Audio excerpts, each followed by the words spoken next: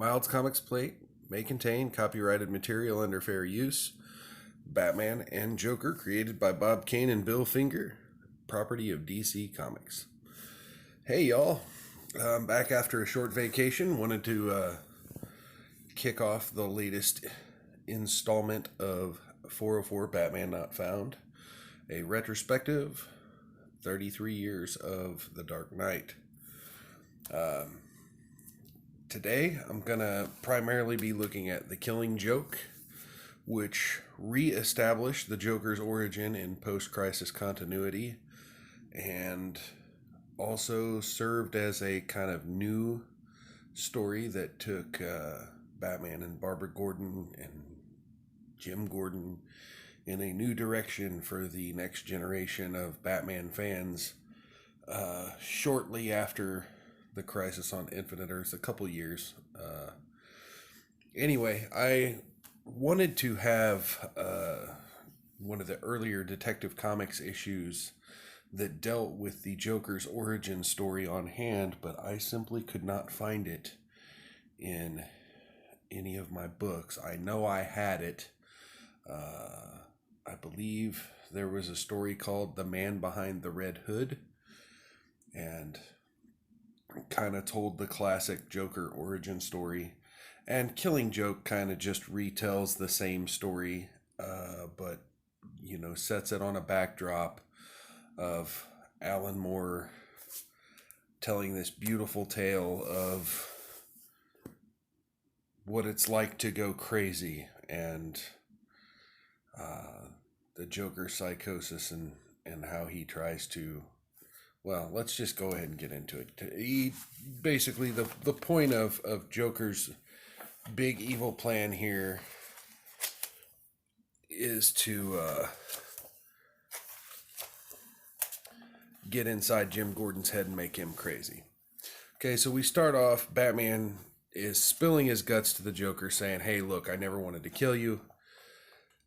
You're going to keep going until we're forced to kill each other, and then discovers he's got a fake Joker. This isn't the Joker he's been spilling his guts to. He shows Jim Gordon the fake wig. Meanwhile, the Joker himself is trying to purchase a carnival and, gets a good deal on it. Asks the guy if he's happy, and, well, yeah, of course he's happy. He's been injected with Joker venom hidden in the hand buzzer. Meanwhile, Batman's going crazy trying to figure out, who the Joker is. Batman's just kind of looking for clues to, why the Joker is what he is and does what he does. And there's this cute little homage here. Now, I have the deluxe edition that has been recolored by Brian Boland. The original version had a little bit more of a vibrant color palette. This has a more realistic color palette. But I like this little panel here. It's got kind of the original Bat family with the original Batgirl and Batwoman and Batmite. Kind of an adorable little homage to the history of the comic book. Anyway, so a lot of these things, a lot of these panels here, I didn't show this page. It's so Alan Moore's current day Batman Joker epic is kind of set on this backdrop of telling this backstory of the Joker, where he's a failed comedian with a pregnant wife who can't keep his utilities on, can't keep his bills paid, and threatened to be kicked out of their apartment if they don't pay their bills. And, he snaps at her a couple times and apologizes, and, she reassures him, you know how to make me laugh. Trying to, okay, so here's the epic panel. What happened on the page before this was,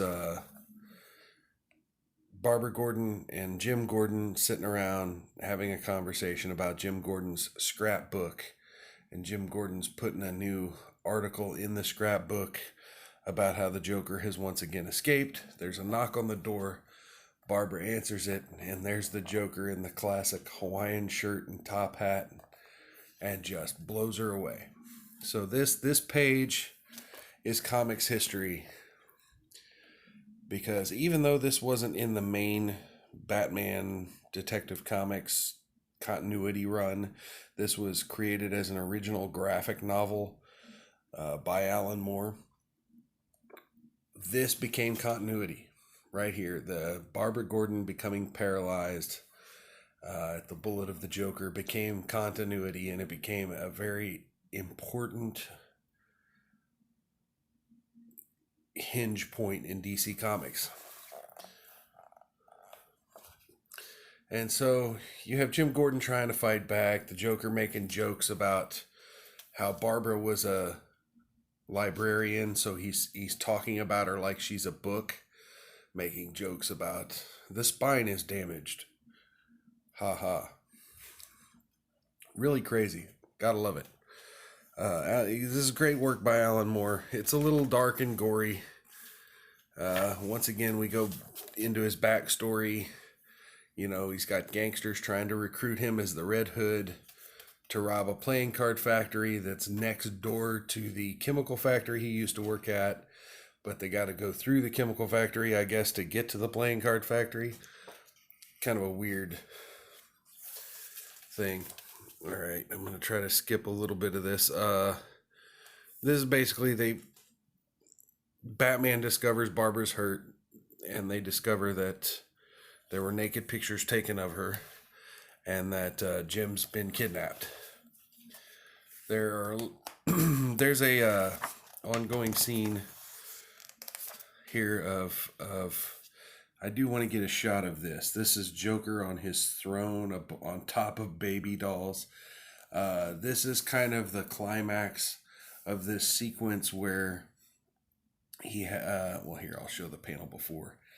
He has these little doll-like minions drag Jim Gordon's naked body through this carnival setting. And, you know, again, the idea is he's trying to make Gordon crazy. And I'm going to skip quite a bit more. There's a little bit more about the Joker's origin. Turns out his pregnant wife died in a freak accident in their apartment. The thugs essentially told him, well, that's not going to get you out of having to do this robbery with us dressed like the Red Hood. You're going to do it anyway. We'll meet you tonight. The Joker shows Jim the naked pictures of his shot daughter. And, you know, the idea is he's trying to make him crazy. We go through this sort of montage sequence of Jim Gordon going through different doors in the fun house while Batman is on the trail, so to speak. And then here we have Bullock giving Batman this ticket with, you know, the Joker's card. He's got the ticket to the carnival, so he heads to the carnival. Meanwhile, the Joker's continuing to give Jim Gordon speeches about, you know, going nuts. And so here we have the definitive Joker origin story. You have the Red Hood, you know, trying to escape from the police during the chemical factory / card factory robbery. You have Batman getting involved. Red Hood sees Batman, decides to run from the Batman and jumps in a chemical disposal tank and winds up washing up on the shore. Realizes his life has changed, realizes he's disfigured, and then begins to crack up laughing. So that there is the retelling of the definitive origin story of the Joker, going from normal comedian to Red Hood gang criminal to psychotic lunatic. And okay, so skip a couple more pages for the copyright. Uh, so here's Batman essentially remembering what he told the fake Joker earlier. Been thinking about us lately, about you, about me, about what's going to happen to us in the end. We're going to kill each other, aren't we? And then so they're fighting with Jim Gordon's being naked in a cage in the background. Joker runs away. Joker injects him, runs away. He gives himself an antidote and lets Jim out of the cage, and then decides to go chase the Joker. So you see, there's this ongoing Joker fight, Batman and Joker fight, and it winds up, he runs out of bullets, and Batman kind of offers him one last chance to make amends for what he's done. He said it reminds him of a joke. He tells this joke about two guys on a building, and one jumps and gets across, the other one's too afraid. And then the first guy turns on his flashlight and says, you could just walk on the beams of my flashlight. And the other guy goes, no, I'm afraid you'll turn it off. What do you think, I'm crazy? Oh, yeah, you'll turn it off when I was halfway across. What do you think, I'm crazy? You'll turn it off when I'm halfway across. And then he starts laughing, and then the laughing stops. I think that's supposed to be Alan Moore insinuating that Batman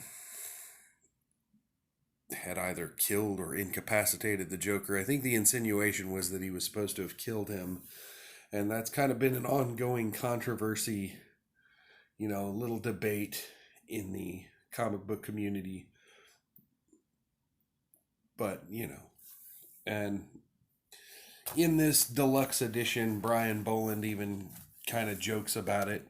He gives his own little, and now I'll tell you what happened. And then he doesn't tell you what happened. So I wanted to quickly touch on,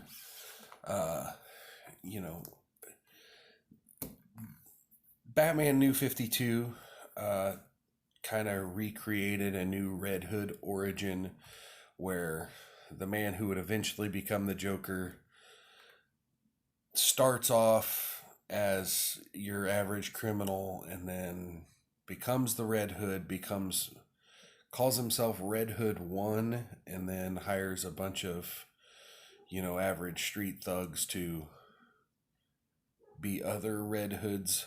And so they kind of have a whole gang of Red Hoods, whereas the original Red Hood stuff, the idea was that you had one Red Hood, but that different criminals would wear the hood to throw off any investigation on who was the Red Hood.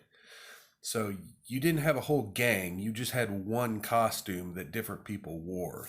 Whereas in the new continuity, so to speak, you had a whole gang of people who were called the Red Hoods and all wore red hoods, and there's some other stories about that. We'll eventually touch on those in this series. We'll touch on New 52 and some of the New 52 origins later down the road. Yes, my copy of Batman the Man Who Laughs, wow, is a little bent, a little damaged because I've read it quite a few times. Now this was released, I want to say, in 2008 as an original graphic novel by Ed Brubaker and Doug Mahnke. The Patrick Zurcher stuff was a second story later in the book. Kind of a bonus story that they put in the trade paperback that involves Green Lantern. But we're not going to be talking about that. I want to talk about the Joker and the Joker origins. So Ed Brubaker decided to write a story about sort of Batman's first run-in with the Joker as the Joker. So you had your origin story, kind of mixed in with a modern story in The Killing Joke, where Alan Moore had retold the origin of the Joker, and you got the whole story of the Red Hood. And then very shortly after, the whole Ace Chemical plant turns the Joker into this disfigured person, well, then you have the Batman Who Laughs.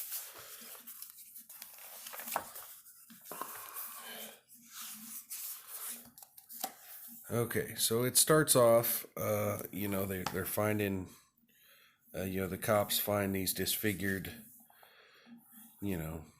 poisoned, dead people. And, there's an ongoing narrative of Jim Gordon basically talking to himself about how kind of gory this stuff is. I'm going to go ahead and move aside for the copyright gods, because that's just a setup for what's going on. You're having... so here. Batman says, some of these people have been dead nearly a month. I think whoever did this was practicing on them, and I think this is just the beginning. And then Jim Gordon's like, what the hell is happening in my city? And then you kind of have this... so if any of you have seen the Dark Knight trilogy, the movies, Christopher Nolan films with... so the Joker story in The Dark Knight kind of takes some of the cues from this book.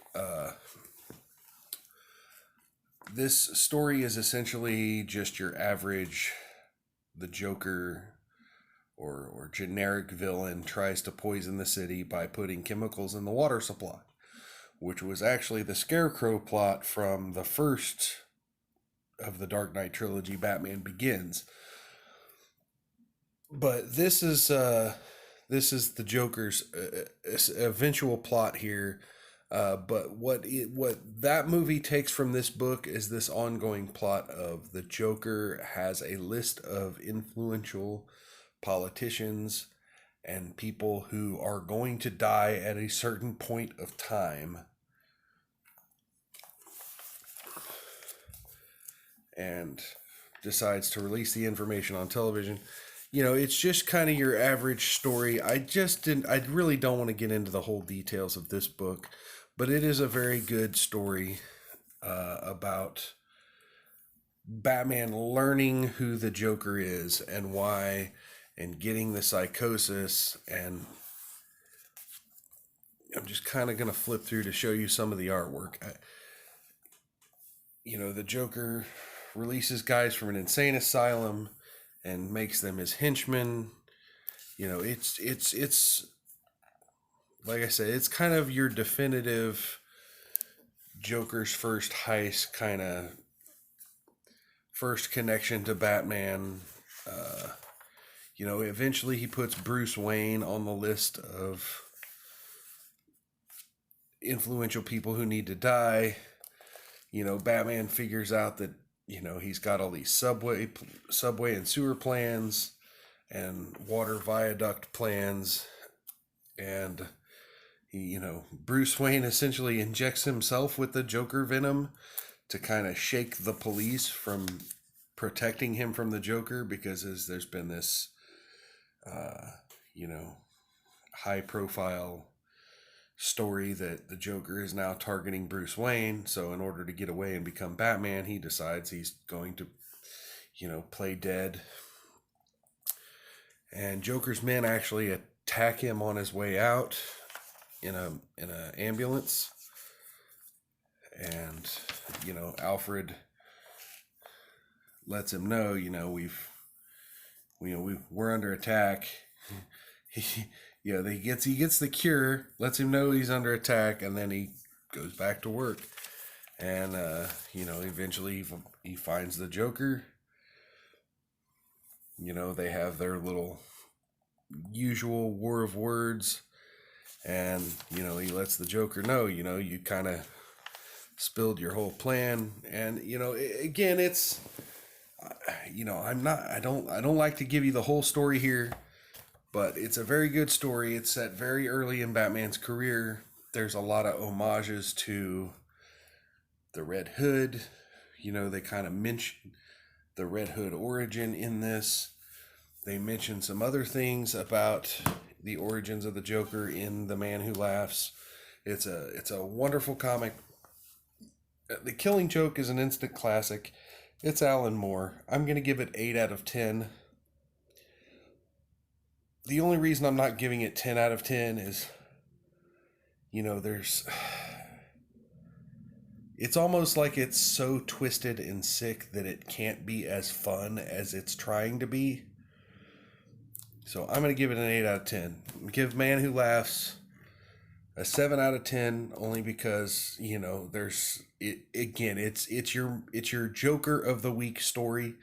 Granted, it harkens back to the origin events and some of the other things, but really it is just a one shot. It is a original graphic novel. Neither of these are, but both of these were original graphic novels.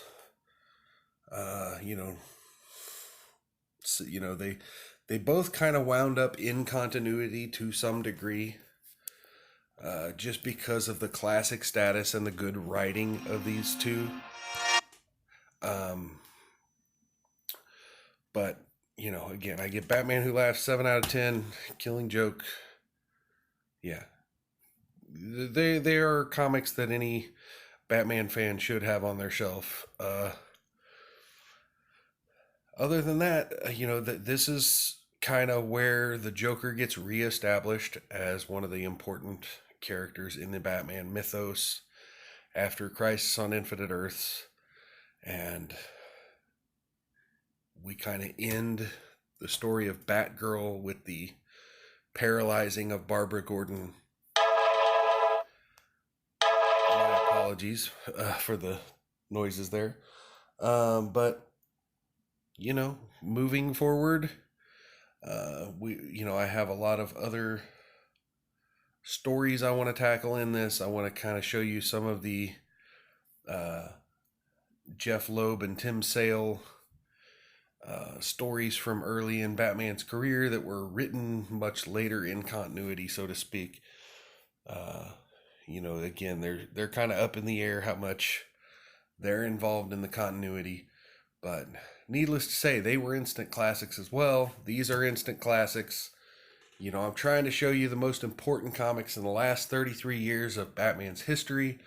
If you like my channel, please push the subscribe button. Please give me a thumbs up if you like the video. If you didn't like the video, please leave me a message in the comments below what I could do better for you. And yeah, please tell a friend. I'll try to be back soon with another video. I'll try not to make it as long next time, but yeah, hope you enjoyed yourself. Have a wonderful night.